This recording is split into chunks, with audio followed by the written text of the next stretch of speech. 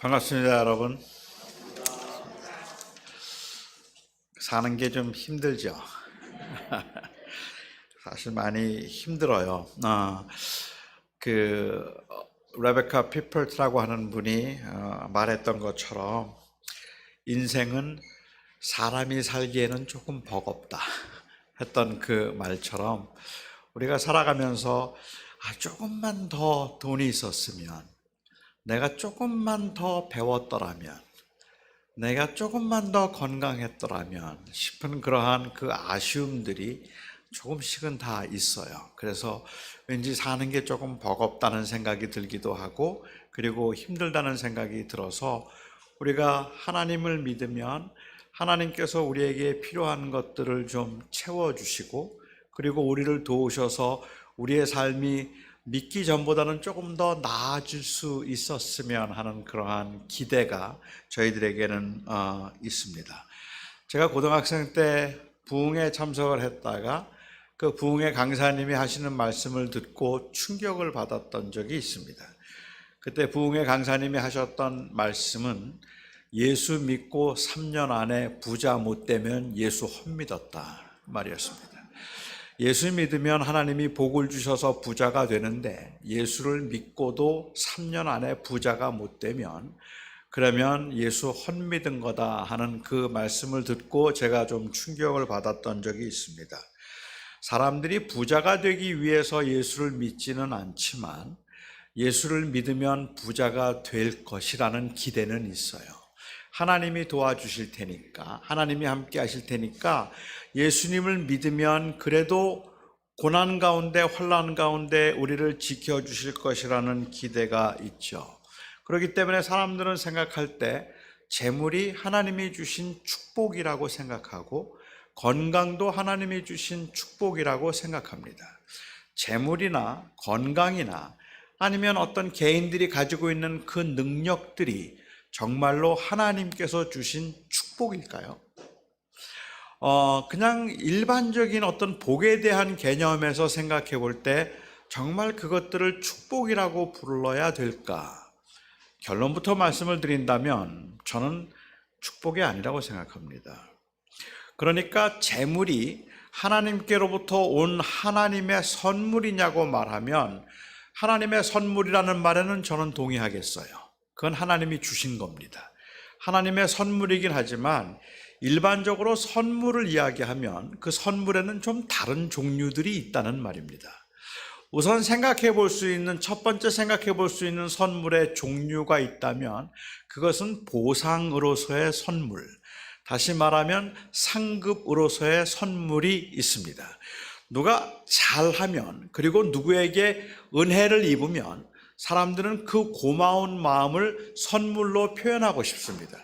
그래서 누가 나에게 그 은혜를 베풀거나 친절을 베풀면 너무 고마워서 선물을 해주고 싶은 생각이 들죠. 그때 주는 선물은 일종의 보답이기도 하고, 그때 주는 선물은 내가 그 받은 은혜에 대한 감사이고, 또한 그래서 이 받는 사람의 입장에서는 일종의 상급이 될 수 있다고 말할 수 있을 것 같아요. 저는 70년대에 미국에 이민을 갔습니다. 그리고 미국에서 목회를 했는데 70년대, 80년대 제가 미국에 가고, 그다음에 이제 목회를 할 때만, 90년대 목회를 할 때에도 처음 이민 온 분들이 그 정착을 하는데 굉장히 힘들어요. 그러면 제가 목회를 하면서 그 정착하는 그 분들을 많이 도와드립니다.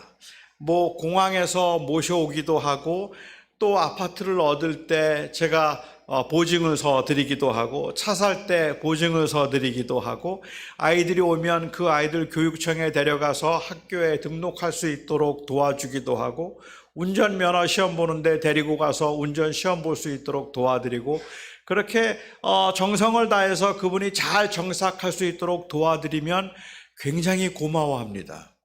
그리고 연말이 되면 고맙다고 사과 상자를 저에게 가지고 오세요. 선물로 주십니다. 사과만 들어있는 사과 상자입니다. 그냥 사과가 들어있는 사과 상자를 저에게 선물로 주시는데, 그 사과 상자를 저에게 선물로 주시면서 아무도 저에게 어떤 의무를 부여하지 않습니다. 목사님, 이 사과를 동네 사람들하고 나누어 드세요. 그렇게 말하는 사람 아무도 없어요. 그냥 너무 고마웠습니다, 그래서 감사합니다라고 그 사과 상자를 가져오시면 그 12개의 사과를 저 혼자 다 먹어도 아무 문제가 되지 않습니다. 왜냐하면 그 사과는 제가 한 행위에 대한 보상이고 상급이기 때문에 이건 제가 누릴 수 있는 것들이라는 말입니다. 그런데 사람들은 재물을 하나님의 축복이라고 이야기할 때 종종 이 재물이 하나님께서 나에게 주신 상급이라고 생각을 하는 경우들이 있는 것 같아요. 내가 11조 했더니 하나님이 나에게 복을 주셔서 부자가 되게 해주셨고, 내가 하나님 앞에 새벽마다 기도했더니 하나님이 내 기도를 들으시고 나에게 복을 주셔서 우리 아이들을 좋은 대학에 가게 해주셨습니다. 내가 하나님 앞에 선교하고 내가 열심히 기도 생활하고 열심히 교회를 섬겼더니 하나님께서 나에게 복을 주셔서 나로 하여금 이렇게 잘 되게 하셨습니다라는 간증을 혹시 들어보신 적이 있는지 모르겠습니다. 이러한 간증들의 내용은 결국은 내가 하나님 앞에 충성스럽게 살았더니 하나님이 나에게 복을 주셨다는 겁니다. 이것은 상급이에요. 내 행위에 대한 보상입니다. 바꿔 말하면 그것을 어떻게 쓰든지 상관이 없어요.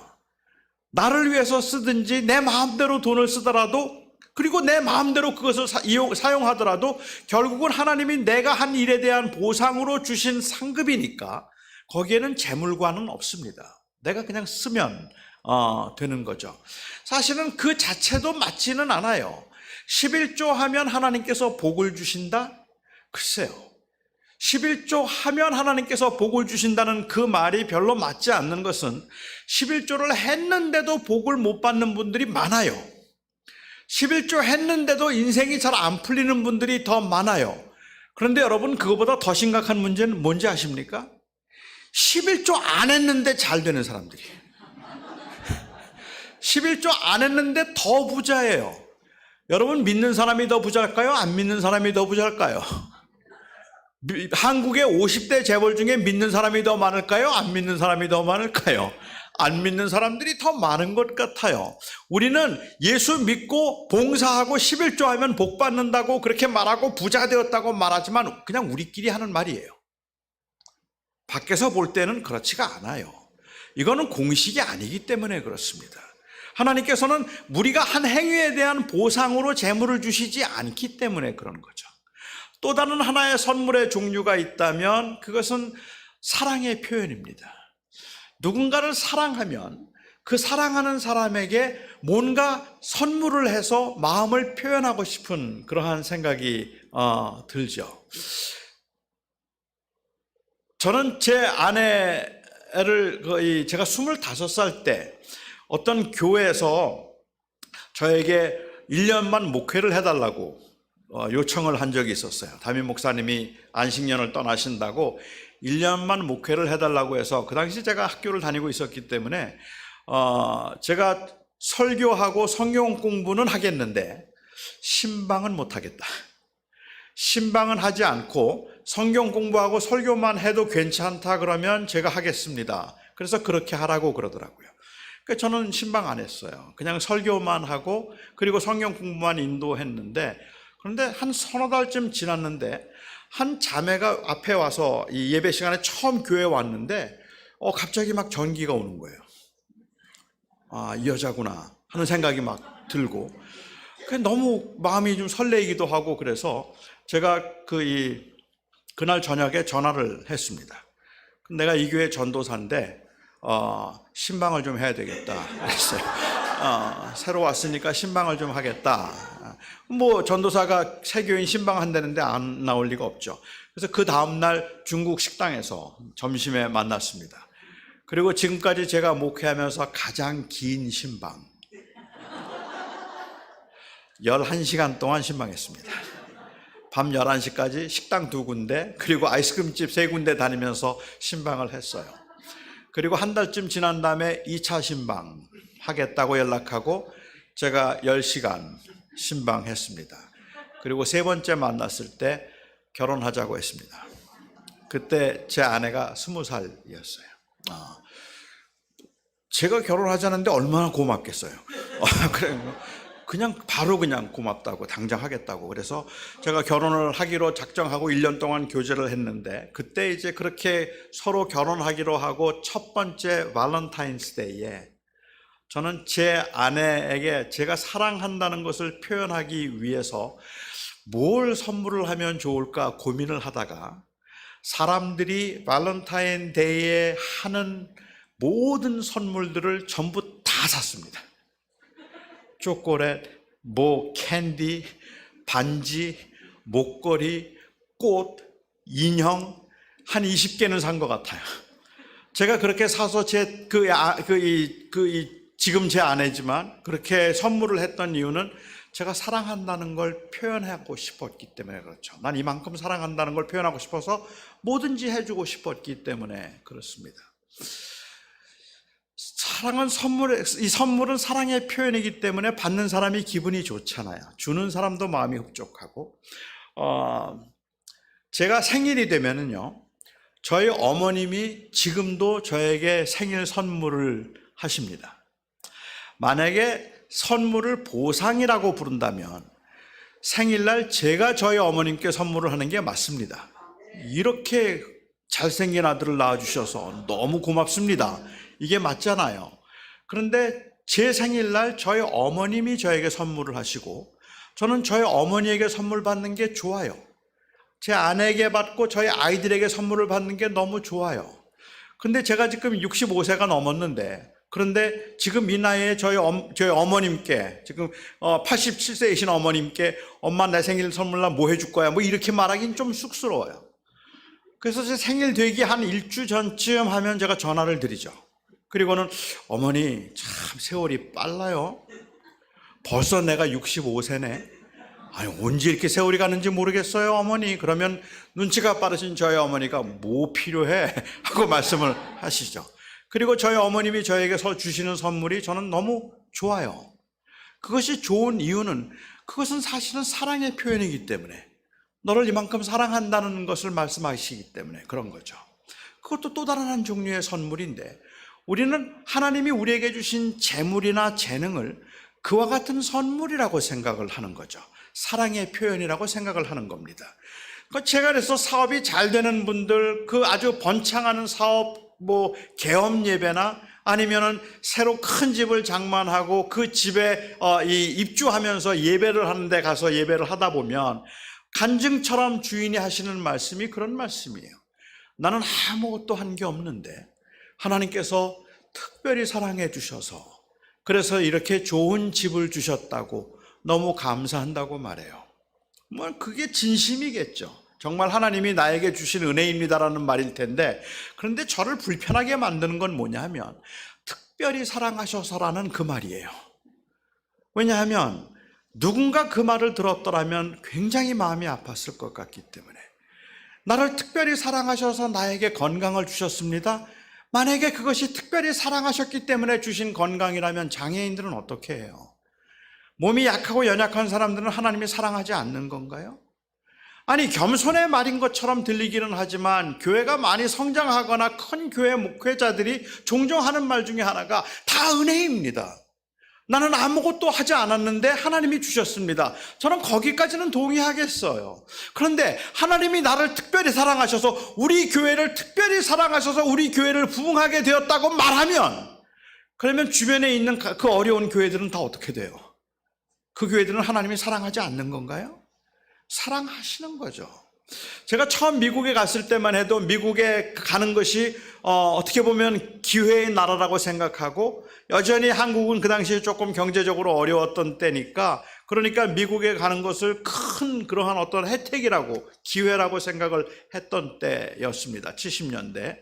제가 교회 가면 어렵지 않게 들을 수 있었던 기도가 무슨 기도냐면, 지금도 한국은 경제적으로 어렵고 그리고 아프리카에서는 굶어 죽는 사람들이 많은데 하나님이 우리를 특별히 사랑하셔서 이 젖과 꿀이 흐르는 미국 땅으로 인도해 주심을 감사합니다 하는 그 기도였어요. 근데 저는 그때도 그 기도를 들으면 마음이 좀 섬찟했던 거예요. 이 기도를 만일 아프리카에 사는 분들이 듣는다면 무슨 생각이 들까? 왜 하나님은 나는 사랑하지 않으시고 그 사람들만 사랑하는 거지라는 생각을 하지 않겠습니까? 그러니까 특별히 사랑하셔서 나를 이곳에 보내주셨다고 하셨던 분들, 지금은 한국이 더 잘 살아요. 그때 그 기도하신 분들 다 지금 한국에 가 계세요. 우리가 정말로 그 하나님께서 주신 것이 하나님의 선물인 것은 맞지만 그것을 사랑의 증거라고 보면 그건 굉장히 위험합니다. 그런 의미에서 저는 재물은 그런 의미에서라면 축복이 아니다라고 말하고 싶어요. 제가 재물은 축복이 아니라고 말하면 아마도 교회 오래 다니시는 분들의 입장에서는 이의를 제기할 수도 있겠다고 생각합니다. 왜냐하면 성경은 틀림없이 재물을 축복으로 말하고 있기 때문에 그렇습니다. 성경에서는 하나님을 사랑하는 자에게 하나님께서 재물을 주셨고, 그리고 하나님께 순종하는 사람들에게 하나님께서 재물을 주셨기 때문에 야곱도 부자였고 아브라함도 부자였고 요셉도 총리가 되었고 다니엘도 총리가 되었고 욥도 부자였어요. 하나님을 믿는 모든 사람들은 다 하나님께서 부자가 되도록 하시거나 형통하게 만들어 주셨고, 또한 하나님께서 약속하셔서 나를 믿고 순종하는 자들을 내가 장수하게 할 것이며 내가 그들을 다 형통케 하리라고 말씀하셨잖아요. 그러니까는 제가 이렇게 이야기하는 것이 어쩌면 성경에 합당하지 않다고 생각하실 수도 있을 것 같아요. 성경은 믿는 사람들에게 부를 주신다고 하셨으니까. 그런데 저는 성경을 읽을 때 조금 이 성경을 구속사적으로 읽어야 된다고 생각해요. 그러니까는 구약에 있는 말씀들이 예수 그리스도를 예표하고 있기 때문에 예수 그리스도께서 오심으로 완성된 것들이 있다는 말입니다. 그래서 그 의미가 신약에 들어오면서 달라지는 것들이 있어요. 이거는 주님께서 구약을 폐기하신 것이 아니라 원래 그 의도는 그리스도를 가리키는 것이었기 때문에 신약에 와서 완성된 것들이에요. 그 중에 하나가 바로 제사예요. 이스라엘 백성들이 하나님 앞에 나오기 위해서는 반드시 짐승을 잡아야 됐습니다. 피를 뿌려야만 하는 겁니다. 그 짐승의 피를 뿌리고 그리고 그 백성들은 하나님 앞에 나올 수 있었어요. 하지만 그 백성들이 하나님 앞에 나오기 위해서 제사하면서 피를 뿌리고 짐승을 잡았던 것, 그것은 그 짐승의 피를 하나님께서 받으시고 주님이 그들을 받으시는 것이 아니라 그 짐승의 표가 예표하는 예수 그리스도의 피 때문이었단 말이에요. 그것이 가리키고 있던 것은 예수님의 보혈이에요. 그래서 예수님께서 이 땅에 오신 이후로는 아무도 짐승을 잡지 않습니다. 주님께 나오기 위해서 아무도 그 짐승의 피로 나오지를 않아요. 완성되었으니까. 예수님께서는 단번에 희생 제물이 되어주시고 이제는 더 이상은 반복된 짐승의 피가 아니라 그리스도의 이름으로 예수님께 나올 수 있게 하셨기 때문에 이건 완성된 겁니다. 지금 우리가 제사 그렇게 드리지 않는 거죠. 두 번째 완성된 개념으로 한 예를 들어서 생각해 보자면, 이스라엘 백성들이 출애굽하고 난 다음에 광야 생활을 할 때 하나님께서 그들과 함께 하시고 그들을 보호해 주시겠다는 그 상징적 표현이 한 세 가지쯤 나옵니다. 우선 이스라엘 백성들은 그 전에 경험하지 못했던 하나님의 임재를 경험하고 하나님의 보호하심을 경험할 수 있었던 한 가지 사건은 바로 만나와 메추라기입니다. 매일 만나가 내렸으니까. 그러니까는 그들은 양식을 주시는 하나님을 경험하고 살았겠죠. 그리고 또한 두 번째는 구름기둥과 불기둥입니다. 그들이 가는 앞길을 항상 구름기둥과 불기둥이 인도해 주었으니까. 그리고 세 번째, 그들이 하나님의 임재를 볼 수 있고 경험할 수 있었던 것은 성막이었습니다. 그들은 그 성막을 통하여서 그 성막을 항상 그 진중앙에 둠으로 하나님이 우리와 함께 하시고 우리는 하나님의 백성이 되었다는 것을 고백하고 하나님이 우리 가운데 계시다는 것을 확인할 수 있었던 거죠. 가나안 땅에 정착하면서 만나 끊어졌습니다. 가나안 땅에 정착하면서 그 불기둥과 구름기둥도 다 더 이상은 나타나지 않았어요. 그런데 여전히 남아있는 건 성막 하나뿐이었습니다. 그 성막을 통해서 그들은 하나님이 그들의 하나님이시라는 것을 경험하고 알고 있었기 때문에 이제 정착을 하면서부터는 이 텐트를 가지고 다니는 것이 아니라 집을 지어야 되겠다는 생각 때문에 성전을 지었죠. 이 성전이라고 하는 것은 바로 하나님이 그들의 하나님이 되신다는 의미, 하나님이 그들 가운데 계시다는 임마누엘의 의미였습니다. 그래서 그 성전은 그들에게 굉장히 중요한 것이었어요. 바벨론에 포로로 잡혀갔다 돌아오면 제일 먼저 했던 일은 그들은 성전을 증축하는 일입니다.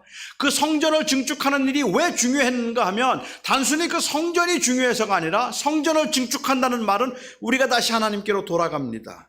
그리고 하나님의 임재를 청하는 겁니다. 그래서 하나님이 우리 가운데 다시 오시는 것을 의미했기 때문에 중요했죠. 이렇게 중요한 성전을 예수님께서 요한복음 2장에 보면 저 성전 헐라 내가 사흘 동안에 일으키겠다라고 말씀하셨습니다. 그 당시 사람들이 생각할 땐 이건 정말로 말도 안 되는 망령된 말인 거죠. 그런데 주님께서는 저 성전을 헐라 내가 내 사흘 동안에 저걸 일으키시겠다라고 말씀하시고 요한은 여기에 설명을 해서 말하기를 이는 그리스도께서 당신의 육체를 가리켜 말씀하심이라고 얘기했습니다. 결국은 주님께서 바로 성전이 되신 겁니다. 나와 함께 하시고 그리고 언제나 나를 지키시는 그 하나님, 내 가운데 계시는 하나님, 나와 함께 하시는 임마누엘, 성전의 완성이 바로 예수님이라는 말입니다. 그래서 우리는 여기를 더 이상은 성전이라고 부르지 않습니다. 우리는 이곳을 그냥 예배당이라고 부릅니다. 이것을 교회라고 부릅니다. 이것을 더 이상 성전이라고 부르지 않는 이유는 하나님이 이제는 여기에 계시지 않기 때문에 그래요. 하나님은 여러분 안에 계신 거예요. 예수 그리스도를 주라고 고백하는 사람들이 모인 곳이 성전이에요. 그래서 사도 바울은 이것을 조금 더 확장시켜서 말하기를 성령이 너희 안에 거하시면 너희가 하나님의 성전인 것을 알지 못하느냐라고 말씀하셨죠. 우리가 바로 하나님의 성전입니다. 왜요? 그리스도 때문에.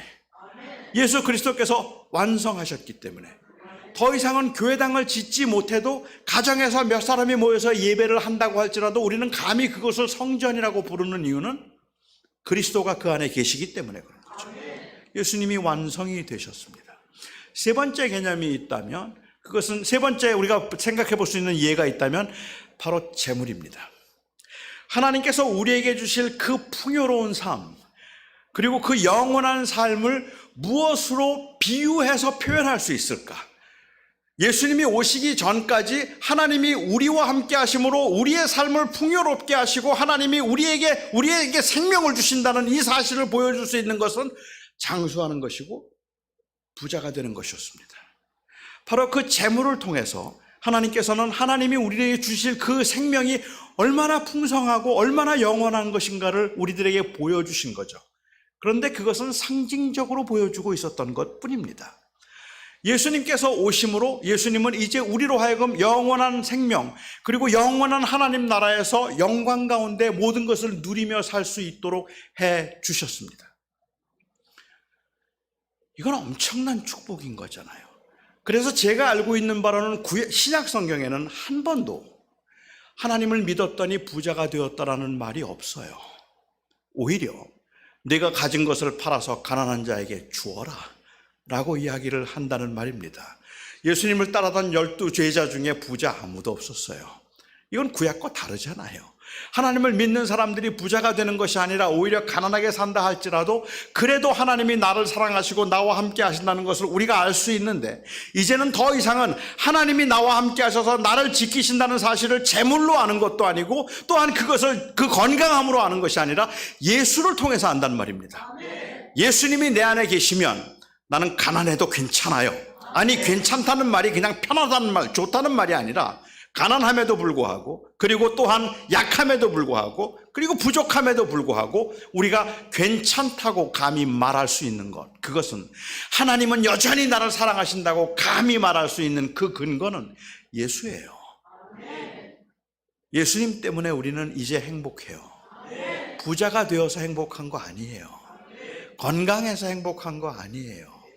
구약에 나와 있는 그 건강과 그 모든 그 장수함들은 결국은 그리스도를 통해서 우리에게 주실 그 영원한 생명에 대한 상징이기 때문에 예수님이 오심으로 이제는 우리는 주님이면 됩니다라는 고백을 감히 할 수 있게 되었단 말입니다.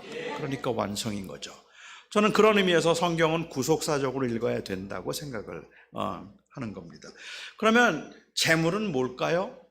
저는 성경에 나와 있는 또 다른 한 선물이 있다고 생각해요. 그것은 사랑의 표현도 아니고 그것은 그렇다고 보상도 아닌 또 다른 하나의 선물은 바로 은사입니다. 재물은 은사입니다. 하나님이 주신 선물인데 그 은사에 독특한 특징들이 있다는 말이죠. 우선 은사의 특징을 고린도서 12장을 한번 살펴보면 은사의 특징이 무엇일까? 첫 번째, 그 은사의 특징은 성령께서 각 사람에게 성령의 뜻대로 나누어 주시는 것이 은사입니다. 구한다고 주시는 것 아닙니다. 우리는 구하면 은사를 주신다고 생각을 하지만, 그렇지만 사실은 그 구함보다 하나님의 뜻이 선행해요. 그러니까 우리는 구해서 받는 것이 아니라 그 구하는 것이 하나님의 뜻에 맞을 때 받는 거예요. 만약에 하나님이 그 은사를 저에게 구하면 주신다고 제가 믿는다면, 저는 그렇다면 그 하나님 앞에 20일 금식기도 할 마음 있습니다. 저는 20일 금식기도 하겠습니다. 40일도 한번 해보겠습니다. 그 은사를 구함으로 주신다면. 그런데 저는 다른 은사는 필요 없고요. 신유 은사, 특별히 당뇨와 혈압을 고치는 은사, 이것만 받으면 전 대박 나요. 진짜 저는 전 세계를 돌아다니면서 이것만 받으면 그냥 그야말로 하루아침에 벼락부자 될 것 같아요. 유명세를 탈 것 같아요. 그렇지 않습니까? 그거 구한다고 주실까요? 구한다고 주실지도 모르겠는데, 제가 이렇게 말했기 때문에 여러분도 구하면 진짜 하나님이 난감해지시죠. 누굴 줘야 되나? 다 달라는데 어떻게 구한다고 하나님께서 주시는 거 아니에요? 그 부분은 제가 조금 더 설명을 하도록 하죠. 은사는 성령께서 그 뜻대로 나누어 주시는 것인데, 주님께서 은사를 분배하심에 있어서는 공평하지 않습니다. 어떤 사람에겐 많이 주시고요, 어떤 사람에겐 적게 주십니다. 어떤 사람에겐 세상에서 인정받을 만한 큰 것을 주시고, 어떤 사람에게는 세상에서 인정받기에는 너무 버거운 약한 것을 주기도 하십니다. 하나님은 공평하신 분이 아닙니다. 여러분, 하나님이 공평하시다고 생각하십니까? 정말로 하나님이 공평하십니까? 아니요. 하나님 공평하지 않아요. 적어도 그 분배에 있어서는 공평하지 않아요. 어떤 사람은 태어나면서부터 다 가진 사람이 있어요. 정말로 처음부터 끝까지 모든 사람이 부러워할 만한 건 다 가지고 태어난 사람이 있고, 어떤 사람은 태어나면서부터 아무것도 갖지 않고 태어난 사람도 있어요. 너무 열악한 환경에서 버겁게 사는 것도 힘든 사람이 있는가 하면, 어떤 사람은 모든 걸 다 가졌는데요, 아무리 애를 써도 못 따라갈 정도예요. 제가 한번 뉴욕에 집회를 갔는데, 제 설교가 끝나고 난 다음에 한 자매가 저를 찾아왔어요. 자매가 저를 찾아와서 저에게 말을 하는 거예요. 목사님, 하나님은 공평하지 않습니다. 그래요. 하나님은 공평하지 않습니다 라고 그 말하는 그 자매에게 제가, 참남하도다, 네가 무엇이간데 감히 하나님의 공평함을 논하느뇨? 하나님이 토기장이로 그 진흙을 가지고 원하는 대로 그릇을 만들 수 없더냐? 네가 감히 무엇이라고 하나님의 공평함을 논하느뇨? 그렇게 말할 수가 없었어요. 왜냐하면 저에게 하나님이 공평하지 않다고 말했던 그 자매는 뇌성마비 장애인이었어요.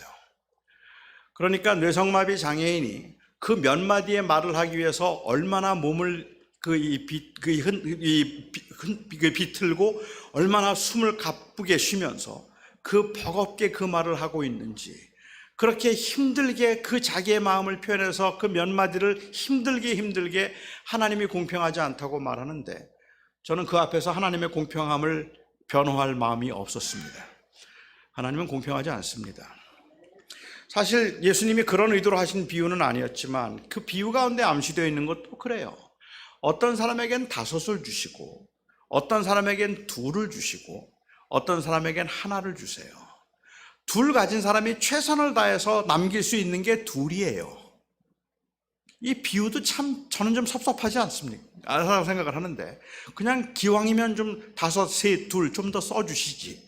5, 2, 1, 2개 가진 사람이 최선을 다해서 남길 수 있는 게 2이면 4이에요. 5 가진 사람 아무것도 안 해도 못 이겨요. 그런데 그게 세상이에요. 그게 세상이에요. 아무리 애를 써도 따라갈 수 없는 사람들이 있더라는 말입니다. 정말로 몸부림을 쳐도 안 되는 사람들이 있다는 말입니다. 아무것도 갖지 않은 사람도 있으니까 말입니다. 제가 별로 좋아하지 않는 그 의미는 알고 있지만, 그럼에도 불구하고 제가 별로 좋아하지 않는 말 중에 하나가 인간 승리라는 말입니다. 열악한 환경에서, 어렵고 힘든 그러한 그 상황에서 정말로 성실하게 살아내서 소위 말하는 성공과 승리를 이룬 사람들을 향해 하는 이 인간 승리라는 말, 이 말이 그 어려운 환경에 있는 사람들에게 용기와 그리고 자신감을 불어넣기 위해서 해준 말처럼 들리기는 하지만 사실은 그 말은 꽤 많은 사람들을 위축시키는 말이 되기 때문에 저는 그 말이 별로 마음에 들지 않습니다. 여기에 인간 승리라는 말은 마치 1달란트를 받은 사람이 5달란트를 받은 사람을 이겨낸 그 예외적인 경우를 보편화시키는 것처럼 보이기 때문에 저는 별로 마음에 들지 않는다는 말입니다. 제가 제 아내하고 이제 결혼을 한국에 와서 했는데요. 당시에 저의 아내는 무남동료 외동딸이었는데 한국에서는 꽤 잘 나가는 집안의 무남동료 외동딸이었어요. 그래서 한국에 와서 제가 결혼식을 할 때 유명한 분들, TV에서 보던 분들이 많이 하객으로 오셨어요. 근데 그 중에 한 분이 유난히 제 결혼식을 보면서 너무 감동을 받는 거예요. 그리고는 결혼식이 끝나고 난 다음에 저를 찾아오셔서 막 눈물을 글썽이면서 그래요. 너무너무 감동을 받았다. 그래서 제가 이분이 왜 그러실까 했더니 그분이 한국에서 아주 굉장히 큰 장애인 재활, 특별히 소아마비 재활원, 삼육재활원이라고 하는 큰 재활원 이사장이셨어요. 원장이고 이사장이셨는데, 그런데 자기가 와서 제가 제 아내하고 결혼식 하는 그 모습을 보면서 너무 감동을 받았다고 그러는 거예요. 근데 그 느낌이 마치 제가 무슨 큰 이 횡재라도 한 것처럼 이제 그런 식이라서 제가 좀 마음이 좀 불편했어요. 왜냐하면 저는 그냥 제 아내에게 지금 결혼을 사실 제가 해준 거거든요. 그러니까 저를 좋아하던 그 많은 자매들의 이 요청을 다 뿌리치고 제 아내하고 제가 결혼을 해준 거라서 복은 제 아내가 받은 거예요. 그런데 자꾸만 내가 무슨 복 받은 사람인 것처럼 말하는 게 조금 기분이 나빴고, 그 다음에 그것보다 더 제 마음에 좀 언짢았던 부분은 그분이 그렇게 이야기를 하면서 저한테 그 재활원에 와서 간증을 해달라는 거예요. 거기에 있는 사람들에게, 이 원우들에게 간증을 좀 해달라 그래요.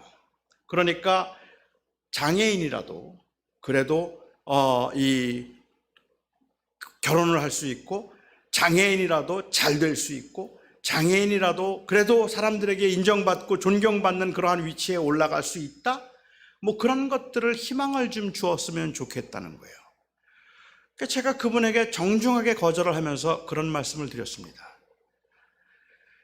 헬렌 켈러 한 사람이면 됩니다. 모든 사람들이 헬렌 켈러가 되어야 그 존재의 가치가 있는 게 아닙니다. 저는 그 장애인들에게 너도 할 수 있어 라고 말하는 것보다 못해도 너는 존귀해 라는 그 말이 더 맞다고 생각했어요.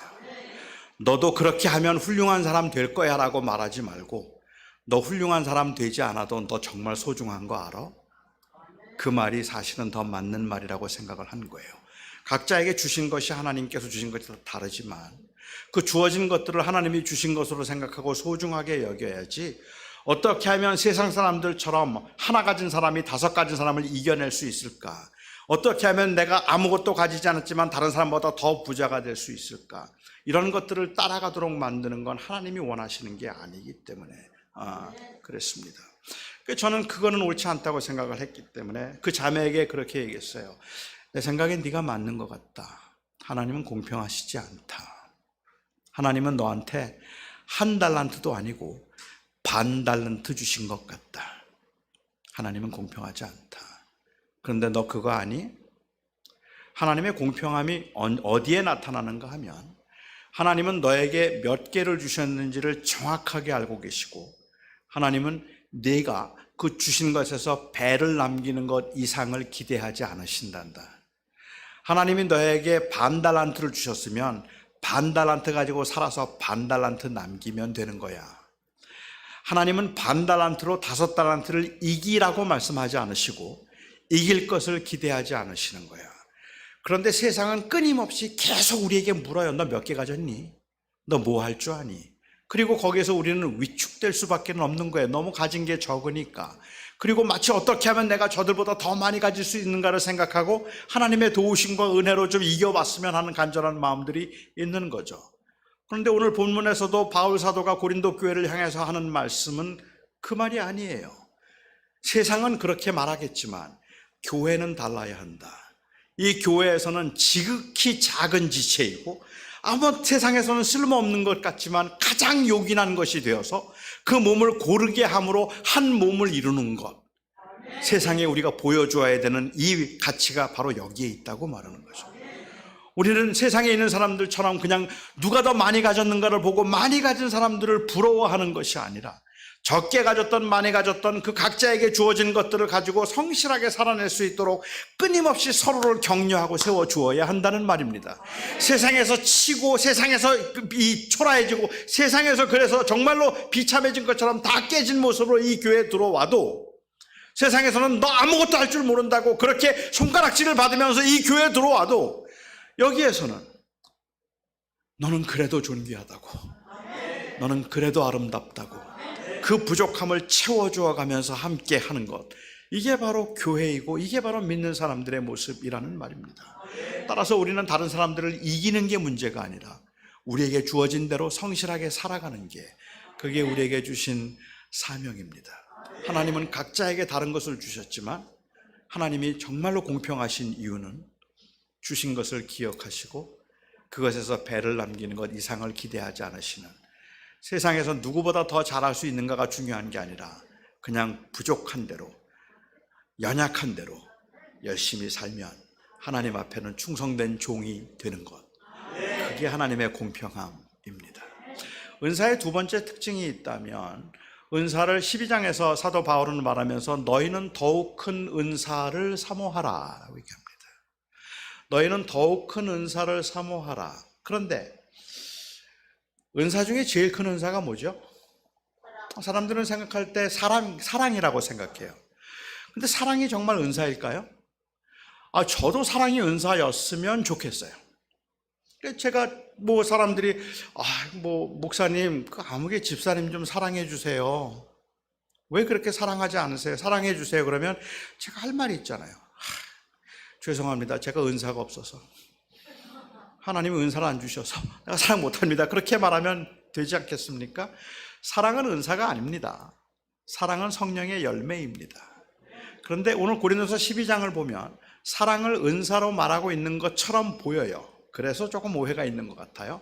고린도 교회 안에 이 방언 때문에 분쟁이 일어났습니다. 방언을 하는 사람들과 방언을 하지 않는 사람들 사이에 서로 분쟁이 있었죠. 그런 그 분쟁의 상황에 있던 교회를 향해서 고린도 전서를 기록하면서 사도 바울이 했던 말이 이제 그 12장에 있는 말씀이죠. 다 사도겠느냐? 다 선지자겠느냐? 다 교사겠느냐? 다 병 고치는 자겠느냐? 다 능력 행하는 자겠느냐? 다 방언 말하는 자겠느냐? 다 통역하는 자겠느냐? 아니라는 말입니다. 어떤 사람 주신 대로 다 따라가는 거겠죠. 그런즉 너희는 더욱 큰 은사를 사모하라. 애석하게도 우리 한글 성경에는 단수로 되어 있어요. 사실은 복수입니다. 너희는 더욱 큰 은사들을 사모하라. 내가 너희에게 제일 좋은 길을 보여주겠다. 더욱 큰 은사들을 사모하는 제일 좋은 길. 그리고 난 다음에 그 유명한 고린도전서 13장에 나오죠. 사람이 천사의 말을 한다 할지라도 사랑이 없으면 울리는 꽹과리가 되고 산을 옮길 만한 믿음이 있다 할지라도 사랑이 없으면 아무것도 아니라. 그래서 사람들은 생각하기를 사랑이 방언보다 좋고 사랑이 믿음보다 좋으니까 최고의 은사인 거야 라고 그렇게 이해할 수 있는 거죠. 하지만 여기에서 지금 대조되고 있는 것은 사랑과 믿음이 아닙니다. 여기서 대조되고 있는 것은 사랑과 방언이 아닙니다. 여기서 대조가 되고 있는 것은 사랑이 있는 방언과 사랑이 없는 방언이에요. 사랑이 있는 믿음과 사랑이 없는 믿음이에요. 그러니까 사람이 천사의 말을 할지라도 사랑이 없으면 울리는 꽹과리지만 사랑이 있으면 좋은 거예요. 산을 옮길 만한 믿음이 있어도 사랑이 없다면 그건 아무것도 아니지만 사랑이 있으면 좋은 거예요. 그러면 사랑이 뭐죠? 5절부터 설명하잖아요. 사랑은 오래 참고 온유하며 투기하지 않고 자랑하지 않고 교만하지 않고 무례히 행치 않고 자기의 유익을 구하지 않는 것, 그게 바로 사랑으로 행하는 거다라고 얘기하죠. 하나님이 너에게 방언의 은사를 주셨느냐? 그러면 그 은사가 큰 은사가 되게 하라. 어떻게 하면 제일 좋을까? 어떻게 하면 될까? 사랑으로 행하라. 방언할 줄 안다고 교만하지 말고, 방언할 줄 안다고 다른 사람들 무시하지 말고, 자기의 유익을 구하지 말고 무례하게 행하지 말아라. 그러면 그 은사 큰 은사 된다 말씀하시는 거잖아요. 하나님이 너에게 가르치는 은사를 주셨느냐? 그 은사가 큰 은사가 되게 하라. 어떻게 해요? 그 은사를 가지고 교만하지 말고 무례하게 행하지 말고 자기의 유익을 구하지 말고 그것을 가지고 겸손하게 행하면 그 은사가 큰 은사가 된다. 하나님이 너에게 재물을 주셨느냐? 그러면 그 재물이 그냥 그 재물로, 많은 재물로 큰 은사 받았다고 말하지 말고 그 은사를 큰 은사가 되게 해야 할 사명이 있단 말이에요. 하나님이 너에게 재물을 주셨느냐? 그러면 그 재물이 큰 은사 되게 하라. 그 재물 가지고 교만하지 말아라. 무례하게 행하지 말아라. 자기의 유익만 구하지 말아라. 그러면 그 은사가 큰 은사 된다. 그러니까 너희는 더욱 큰 은사를 사모하라는 이 말씀은 본의적으로 더 큰 무엇이 있어서 그거 달라고 하면 주신다는 이야기를 하고 있는 게 아니라 하나님이 각자에게 무엇을 주셨든지 그 주신 것을 가지고 우리가 정말 사랑으로 잘 행하면 주신 것들이 다 큰 은사가 된다고 말씀하고 계시는 거란 말입니다. 따라서 우리에게 주신 모든 은사에는 세 번째로 사명이 있는 거예요. 그 자체로 좋은 게 아니라 어떻게 사용하는가에 따라서 그것은 큰 은사가 되기도 하고 그것은 정말로 보잘것없는 은사가 되기도 한다는 말입니다. 주님께서 우리들에게 은사를 주신 이유는 바로 교회를 세우도록 하기 위함이다. 여기 고린도서에 나와 있는 은사들은 그렇죠. 우리 교회 공동체의 유익을 위하여 하나님께서 주셨지 너 잘나서 사람들 앞에 군림하라고 주신 것 아니다는 거예요. 그러니까 하나님께서 우리에게 은사를 주신 것은 누리라고 주신 게 아니라 섬기라고 주신 그 사명으로 주신 것이라고 말하고 있다는 말입니다. 이게 우리가 받은 모든 은사의 이 목적입니다. 우리는 하나님께서 작은 것을 주셨던 큰 것을 주셨던 그 주어진 것을 사랑으로 우리가 행하여 큰 은사가 되게 한다면 이 모든 일에서 우리가 확인해야 되고 인정해야 되는 것은 결국 그것들은 사명이에요. 내가 어떻게 살 것인가에 의해서 그 은사는 큰 은사가 되기도 하고 때로는 우리를 넘어뜨리는 것이 되기도 한다는 말입니다. 그런데요, 그 은사가 되는 것이 하나님께서 우리를 사용하기 위한 것이라면 언제나 좋은 것들만 그런 게 아니라 작은 것들, 우리는 참 불행하다고 생각하는 것들조차도 하나님이 사용하시는 그 은사로 우리는 하나님의 영광을 위해서 쓰임을 받을 수 있다고 볼 수 있을 것 같습니다. 제가 다니엘 기도회에서는 짧게 간증을 하기는 했지만 저는 생후 8개월, 태어난 지 8개월 만에 소아마비 장애인이 되었습니다. 그러니까 저는 평생을 장애인으로 산 셈입니다. 저는 제가 장애인으로 살면서 마음속에 항상 이 원망이 있었고 그리고 섭섭함이 있었고 아쉬움이 있었어요. 내가 어떻게든지 좀 강하고 싶다는 그러한 생각을 하고 있었기 때문에 어떻게든지 내가 좀 강해지고 싶다는 생각을 했고 남들 앞에 강할 수는 없지만 강하게는 보여야 되겠다는 생각을 했던 때가 있었습니다. 그러다가 제가 고등학교 2학년 때 예수님을 인격적으로 만났습니다. 그렇게 주님을 만나고 고등학교 2학년 때 목사가 되겠다고 헌신했습니다. 그렇게 목사가 되겠다고 제가 헌신을 하면서 시작한 기도가 있습니다. 하나님, 저 좋은 목사 되겠습니다. 저 정말로 좋은 목사가 되겠습니다. 그러니 제 다리 좀 고쳐주십시오. 그게 제 기도였습니다. 제가 약하면 제가 사역을 제대로 할 수가 없습니다. 제가 좀 강할 수 있도록 주님께서 제 다리를 고쳐주시고 저를 좀 강하게 만들어 주십시오. 그 기도를 저는 4년 동안 하루도 빼놓지 않고 했습니다. 하나님이 나는 내가 불행할 수 있는 이유는 바로 이 장애 때문이라고 생각했기 때문에 이 문제 해결해 주시면 저 된다고 생각했기 때문에 그렇죠. 한 4년 동안 그렇게 간절하게 기도했는데 제가 대학교 2학년 때 미국에 있으면서 어느 한 집회 이 길을 가다가 한 미국 교회 앞에서 제가 간판을 보았어요. 신유 집회를 한다는 거예요. 그러니까 제가 한번 그 기도를 받으러 가자 그러고 이제 그 기도를 받으러 그 교회를 그날 저녁에 갔습니다. 한 30명쯤 교인들이 모여 있었던 것 같아요. 다 할머니, 저만 대학생이었습니다. 그리고 5명의 목사님들이 여기 강대상에 의자를 놓고 한 명씩 앞으로 나오면 머리에 손을 얹고 기도를 해 주었습니다. 제 차례가 되어서 제가 나갔더니 어느 목사님이 제 머리에 손을 얹고 기도를 해 주시는데 한 3분, 한 5분 땀을 비오듯 쏟으면서 정말로 저를 위해서 간절하게 기도해 주었습니다. 근데 저는 그 기도를 받는데 너무 마음이 좋았어요. 너무 마음의 위로가 되고 너무 좋았습니다. 제가 그동안 그 한인 교회에서 하는 신유 집회들을 몇 번 가보았지만 솔직히 갈 때마다 마음이 좀 불편했어요.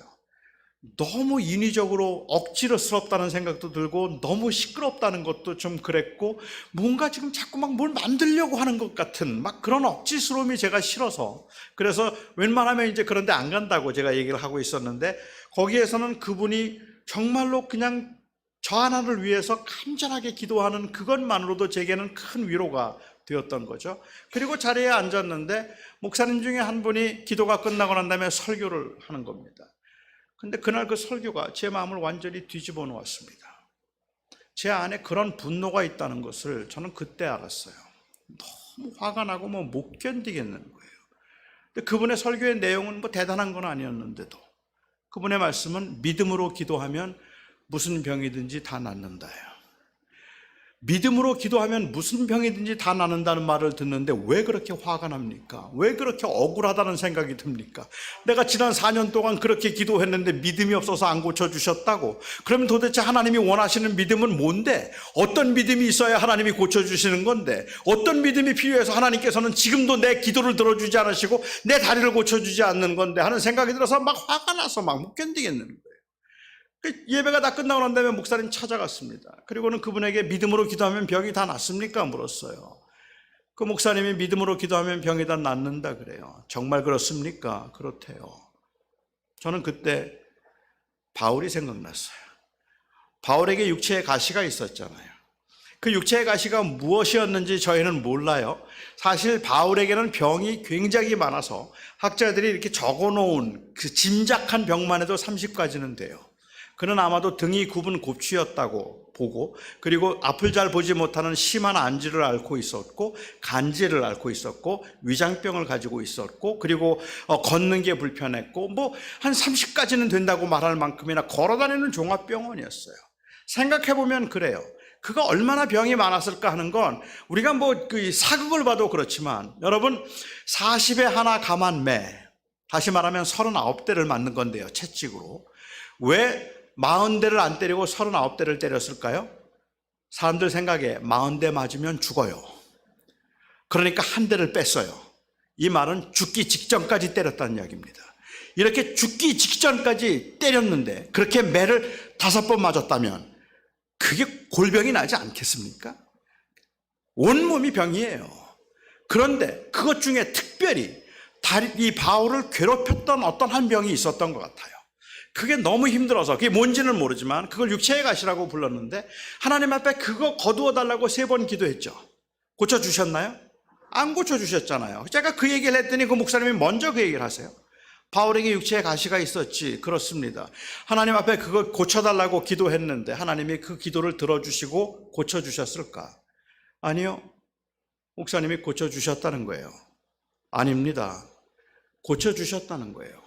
그러면서 그분이 그렇게 말씀을 하세요. 그 육체의 가시가 너무 괴로워서 하나님 앞에 간절하게 기도했지. 그리고 하나님께서 그에게 말씀하시기를 내가 받은 계시가 너무 크기 때문에 너로 하여금 교만하지 않도록 하기 위해서 내 몸에 가시를 두었다. 내 은혜가 내게 족하다 하는 그 음성을 그가 들었지. 내가 약할 그때가 곧 내가 강함이 되니까 너는 강해지지는 못하지만 약함을 인하여서 강함된 나를 의지하고 살아야 할 것이야. 그게 주님께서 바울에게 깨닫게 하신 것이었습니다. 그리고 그 목사님이 말씀하세요. 그 응답을 듣고 그 깨달음을 가진 후에 바울이 또 기도했을까? 또 기도했을까요? 안 했죠. 또 했으면 4번 한 건 되니까. 안 했습니다. 안 했습니다. 그리고 목사님 말하기를 그럼 그 병 나았지. 하나님께서 그것을 통하여서 하고자 하시는 일을 보여주셨으면 이제 그것은 더 이상은 병이 아니라 은사지. 하나님이 그를 통해서 일하고자 하나님께서 그 몸에 두신 것이니까 그건 더 이상은 그를 괴롭히는 병이 아니라 그것을 통해서 하나님이 일하시는 은사지. 그 병 나았지. 그날 제 병이 나았습니다. 4년 동안 했던 기도를 저는 그날 멈추었습니다. 그리고 하나님께서 저에게 주신 장애도 하나님이 어쩌면 이것을 통해서 하나님께서 하나님의 나라를 위해서 쓰기 위해서 제 몸에 두신 것이겠구나. 그러면 이것을 통해서 하나님을 더 의지하게 만들고 나를 강하게 만들지는 않지만 강함이 되시는 주님 없이는 살 수 없다는 고백을 하고 주님과 동행하게 만드셨다면 이게 은사지. 제가 제 장애를 은사라고 생각하는 것은 이것은 그냥 그러니까 이제는 너무 좋다, 너무 기쁘다, 아니면 뭐 너무 편안하다 그 뜻이 아닙니다. 저는 제 장애 때문에 제가 불행하다고 생각하지는 더 이상은 않아요. 더 이상은 제가 장애 때문에 불행하다고 생각하지는 않지만 그 장애가 가져다주는 불편함은 저를 우울하게 만들고 힘들게 만들기에 충분합니다. 그만큼 파괴력이 있어요. 그래서 멀쩡하다가도 갑자기 우울해지기도 하고 멀쩡하다가도 갑자기 좀 아쉬워지기도 하고 그리고 내가 건강했다면 얼마나 좋을까 이런 생각들이 드는 거죠. 사람들은 가난하기 때문에 불행하다고 생각하지 않을 겁니다. 예수를 믿는 사람들은. 하지만 가난이 가져다주는 불편은 만만치 않아요. 그 가난 때문에 낙심이 되고 안 그럴 줄 알았는데 그런데도 괜히 우울해지기도 하고 잘 나가는 사람들 말차 좋았는데 그냥 잘 나가는 사람들을 보고 있으면 갑자기 위축이 되는 마음들이 생기는 것, 그게 우리들의 마음이잖아요. 그러니까 제가 장애를 이제는 은사라고 생각했다는 말의 의미는 이제 더 이상은 저는 그것 때문에 뭐 힘들어하거나 아니면 우울한 적이 없습니다라는 그런 말은 아니고요. 저는 그냥 이것을 통해서 하나님이 하나님의 일을 하심을 인정하기로 했다는 말입니다. 그래서 이것도 나에게 주신 은사다라고 말하는 거죠. 우리는 어차피 이 땅에 살면서 모두가 다 사명자로 사는 겁니다. 저는 다른 어떤 것도 우리가 천국을 소망하며 살아가는 사람들이 가질 만한 그러한 유익이 글쎄요 뭐가 있을까라는 생각이 들어요. 천국이 더 좋을까요? 여기가 더 좋을까요? 천국이 더 좋죠. 안 가봤지만 맞잖아요. 그죠? 천국이 더 좋겠죠. 그런데 우리가 예수님을 믿는데 왜 천국에 안 데려가시고 여기에 살게 하실까요? 좀 가고 싶은데. 근데 왜 이렇게 빨리 안 데려가실까요? 왜 그럴까요? 아직 천국에 집이 완성이 안 돼서? 뭐 그런 건가요? 아마도 제가 볼 때 천국을 정말로 사모했을 것 같은 사람이 사도행전 9장에 나오는 이 도르가라고 하는 여인이었을 것 같아요. 도르가가 누구였는가 하는 것에 대해서는 학자들 간의 의견이 조금 나뉩니다. 이 도르가라고 하는 여인은 당시 과부들을 돕던 사역자였다고 말하는 사람도 있고 저도 거기에는 동의하지만 그럼에도 불구하고 그는 과부로서 과부를 돕던 사역자였을지도 모르겠다는 생각도 이제 하고 있어요. 저는 이 후자가 조금 더 맞지 않을까라는 생각을 하는데 만일 도르가가 과부였다면 그런데 어려운 사람들을 돕는 사역을 하고 있었다면 디모데전서에 있는 기록에 보면 교회 안에 있는 사람들 중에 과부 명단에 들어갈 사람들이 누구인가 보면요. 그 과부 명단에 넣는 사람들은 60세가 넘은 사람으로서 돌볼 가족이 아무도 없는 사람입니다. 그래서 디모데서에서는 말하기를 누구든지 가족이 있다면 그 가족이 돌볼 것이요 교회가 돌보지 말아라.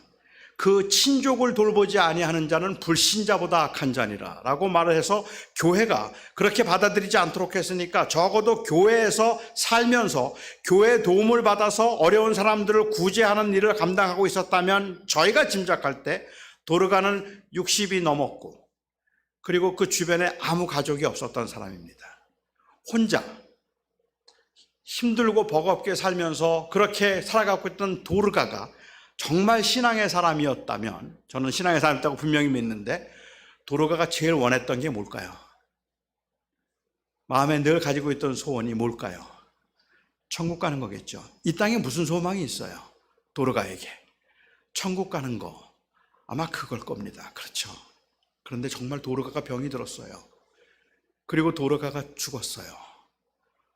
도르가가 너무 사역을 잘했고 그 좋은 관계를 가졌기 때문에 교회가 엄청 슬펐습니다. 도르가가 죽은 후에 교인들이 많이 슬퍼하다가 그 옆마을에 베드로가 와 있다는 소식을 듣고는 베드로를 청했습니다. 그리고 베드로에게 그동안에 도르가가 지었던 그 옷들을 보여주고 그가 한 사역을 보여주면서 그 정말로 소중한 사역자였는데 우리와 함께 하고 있었는데 이제는 떠났다고 너무 슬퍼했어요. 너무 슬퍼하는 그 모습을 보면서 베드로가 마음이 동하여서 다 나가라고 하고는 도르가를 위해서 기도했습니다. 그리고 도르가가 다시 살았습니다. 할렐루야. 다시 살았어요. 그런데 저는 이 사건을 도르가의 관점에서 한번 생각해 봤어요. 도르가는 꿈에도 그리는 곳이 천국이에요. 너무 천국 가고 싶었어요.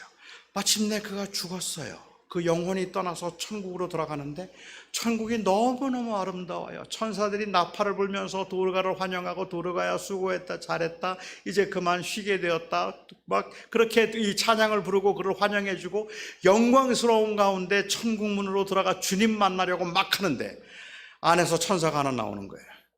그리고는 도르가를 못 들어간다 그래요. 아니 내가 지금까지 주님을 보기를 얼마나 사모하면서 살았는데 왜 못 돌아갑니까? 그러자 천사가 말해요. 베드로의 영빨이 너무 세다. 베드로가 너무 세게 기도해서 살려 보내기로 했다. 너 도로 돌려 보내기로 했다. 그래서 도로 가라. 그래서 그 이름이 도로가예요. 그래서 도로 돌아왔어요. 천국 문 앞까지 갔다가 다시 살아서 눈을 떴어요. 낯선 남자가 앉아 있어요. 제가 그냥 그렇게 각색한 대로 한다면 낯선 남자는 베드로겠죠. 그 베드로를 보면서 도르가는 어떤 반응을 보였을까요? 저를 살려주셨습니다. 너무 감사했을까요? 아니면 째려보았을까요?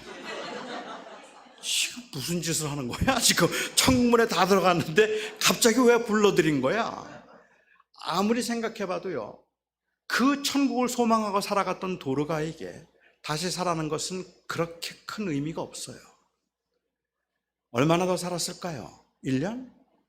2년 더 살았을까요?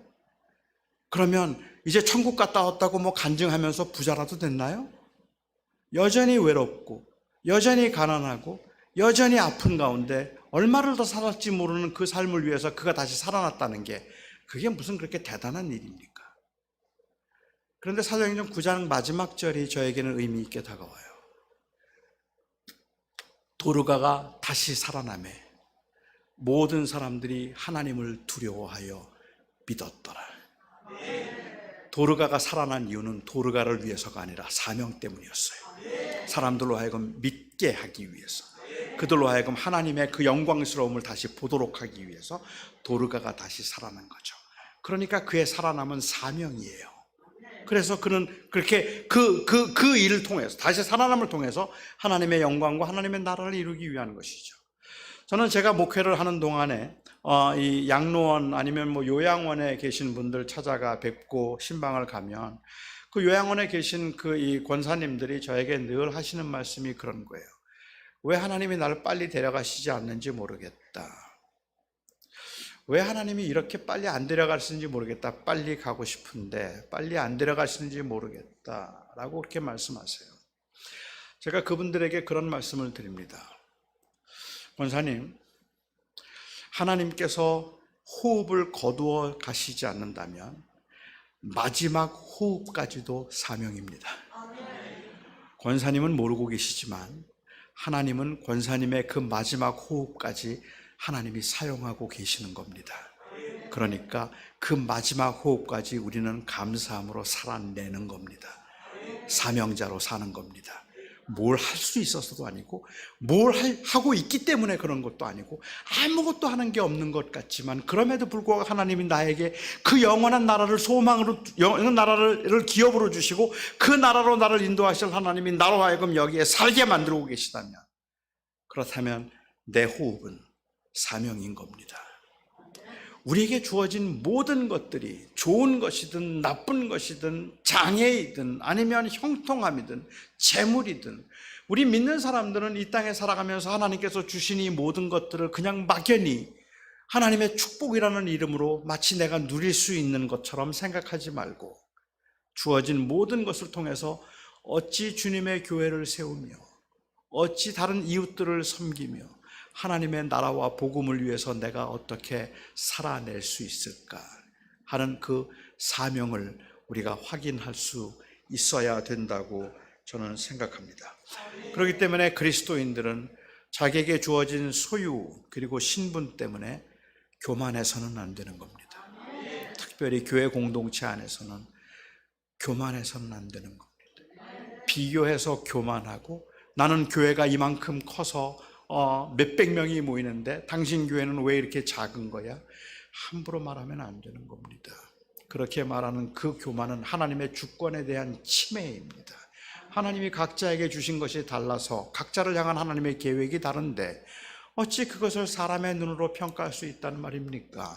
절대로 나는 더 부자라서 가난한 사람이 나보다 못난 사람이라고 생각하거나, 나는 더 신분이 높아서 나보다 신분이 낮은 사람은 아무것도 아니라고 생각을 하거나, 교회가 더 크기 때문에 작은 교회 목사들쯤은 내 마음대로 할 수 있어도 된다고 생각하는 이 일들은 모두가 다 주님의 주권에 대한 침해이고 하나님의 다스림에 대한 거역인 겁니다. 그렇기 때문에 두 번째로 제가 드리고 싶은 말씀은, 그 신분과 소유 때문에 낙심하는 것도, 그래서 위축되는 것도 하나님의 주권에 대한 도전입니다. 우리는 있어서 교만하지 않지만 없어서 낙심하지도 않습니다. 내 삶이 하나님의 손 안에 있으니까, 그리고 하나님이 나를 통해서 일하고 계시니까, 그래서 그 하나님의 이름으로 우리가 쓰임받는다면 한 달란트든 반 달란트든 아니면 그냥 반도 안 되는 반의 반 달란트이든, 그냥 우리에게 주어진 삶에서 나는 최선을 다하며 내 주 되신 예수 그리스도를 인정하고 살아가리라. 그것이 교회입니다. 그렇게 살고자 하는 사람들이 모여서, 세상은 그렇지 않기 때문에 여기서 찢기고 저기서 상하고 여기서 깨지고 들어오면 우리가 서로 만져주고 존귀히 여겨주고 그리고 아름답게 세워주는, 그것이 바로 교회라고 바울은 말하고 있는 겁니다. 저는 이 공동체가 그런 의미에서 누림보다 섬김의 공동체가 될 수 있기를 바랍니다. 기도하겠습니다.